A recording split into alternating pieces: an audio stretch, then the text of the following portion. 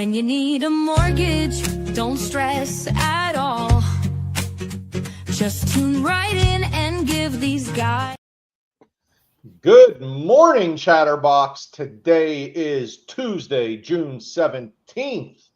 And fellas, the U.S. Open made Pittsburgh look great. It was a great tournament. And of course, it ain't Western Pennsylvania without a little thunderstorm. What's going on, boys? Good morning, fellas. What's happening? It did make it look great, honestly, and kudos to them. I mean, the weather was wacky and has been wacky for the last couple months, so that was good stuff out at Oakmont.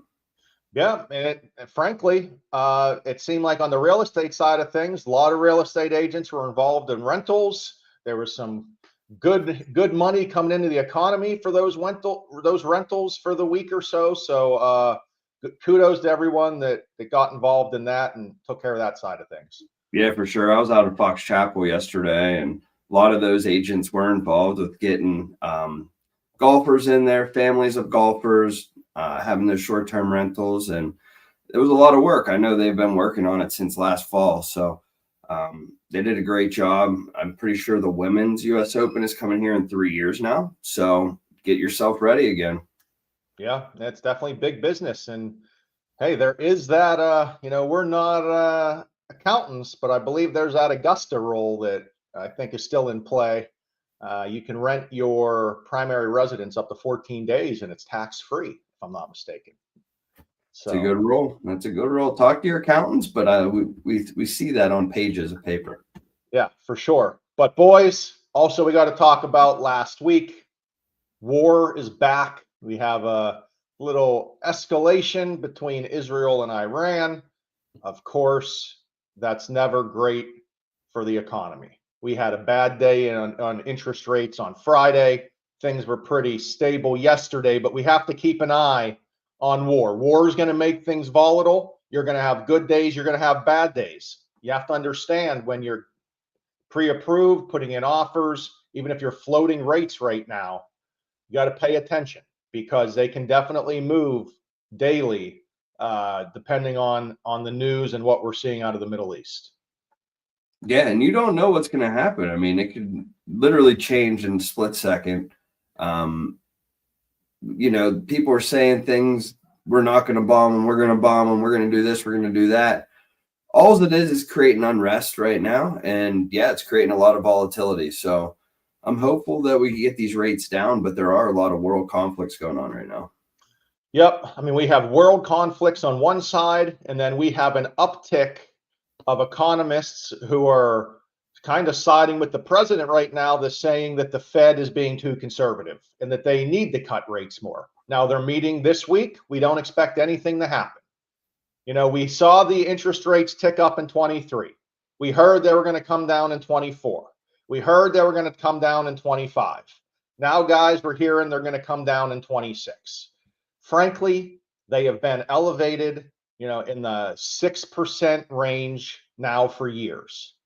I don't know if they're going to break out of that range. They're now telling us, more economists, that 2026 we may see that, but who the heck knows? Because as we see, anything can happen around the world, and it could kind of throw everything on the home front up in arms. Yeah, I'm not sure what we're going to see. I am thinking that, rates are going to go down eventually, but this has become the new normal. 6% is, what we've been seeing since probably 2023, maybe even some parts of 2022. And buyers are used to it. I don't think, that is having buyers not jump at these things. There are a lot of other factors, taxes up, insurance up, and coupled with rates, makes the whole affordability chain go out a little bit out of reach for certain buyers. But I don't think the rates are going to come down here in the short term. If they said where they were going to end the year, we had already been halfway down, into the low sixes. So I just don't see us ending the year in those fives like everybody was saying. Yeah, I mean, and frankly, we are halfway through the year, right? We're halfway through the year. If anything, rates have ticked up slightly from the beginning of the year. So who expects to see anything different the rest of this year? Speculation is out there always, right? So, I mean, people have been waiting for the rates to come down for the past 2.5 years. So, my thought is, if the payment works and it's affordable, buy now. The rates aren't anticipated to come down astronomical. You're not going to see 3 and 4% rates. I mean, we've been saying it for the past year. If they do come down, and when, we might see high fives, low sixes. We were already once, this year, but the rates are, if you compare it to 2019 prior to COVID, the rates were exactly the same as they are now in 2019. So we have to get all the smoking clouds from COVID, out of the way and just focus on today and affordability.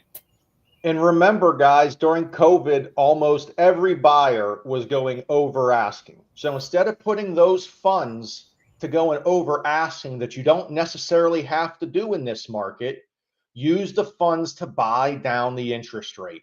Talk to us, allow you to buy down your rate, and then make it more affordable. That's the power you have as a buyer. You have control of your interest rate. If you can't fully afford the buy down, then you go to the seller, you ask the seller for seller assistance that you're allowed to do on all mortgage transactions for primary residence, and you get it done that way. You put it in your offer, you negotiate it, and you get the lowest rate possible by buying it down. So there are options. You should be able to do this. Like, again, we had people going 20, 30, 40,000 over asking during COVID, no problem. So paying $5,000 for a buy down, that may seem like a lot for some people, but that may make sense to other folks. We didn't think it made a lot of sense to go 40,000 over asking, but folks were doing that, no problem. So there are options out there, and make sure you understand them. Yeah, ask your buyer agent to put the offer in, with the seller's assist. I just saw again today more emails of price drops on houses. I mean, that's all people are doing is dropping list price of houses. I feel like that is their main go-to, is just drop the price. We need to get that seller's assist, and we need to make it more affordable for the buyer. If it's not more affordable for the buyer, then you have no buyers. And buyer's agents, you have to ask for the seller assistance in the offer. It doesn't magically show up. I'm sorry, sellers aren't just giving funds away. Ask for it and negotiate it. It can be a huge help to your buyer. And seller's assist comes from the seller's net bottom line. I was asked that this weekend. That is where it comes from, is the seller's net bottom line. So instead of dropping the price or offering them 20,000 less, ask for the seller's assist. Make it more useful for the buyer. If you guys don't know what seller's assist is or where it comes from, please ask, because it needs to be in your repertoire daily. And it's very easy to do the math to see what the seller is going to get from an offer that's offering a higher purchase price and then asking for seller assistance, compared to asking for a lower purchase price with no seller assistance. It's not very difficult.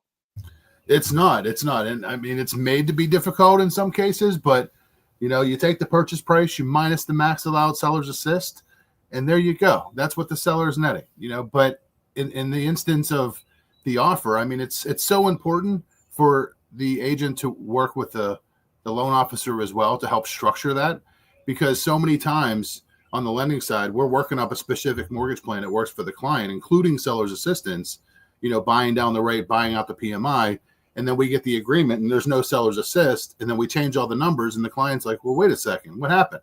Well, you didn't ask for seller's assist. Right. So it's very important to structure and work closely with your loan officer so that everything works for the client and you don't have issues. And I totally get it. Back during the COVID years, it was highest and best, put it in by tonight. And some of the times, hell, we got the contract because you put the offer in the best that could be put in. And frankly, it was this way or the highway for the buyer. That is not the case now.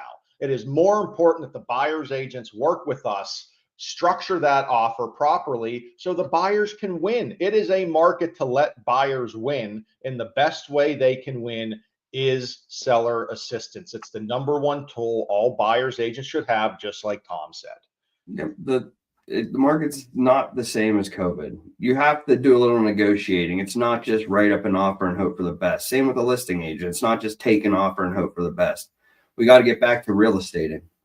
Yep. And we're seeing the buyer's agents out there that are honing in on negotiating are really good and getting good offers, one for their buyers. And then their buyers are going out and telling everyone, hey, my real estate agent is amazing because they just did this for me. So that's free marketing right there. So great episode today, boys. We'll see you Friday, and let's pray for peace. See you, fellas. Tom Ryan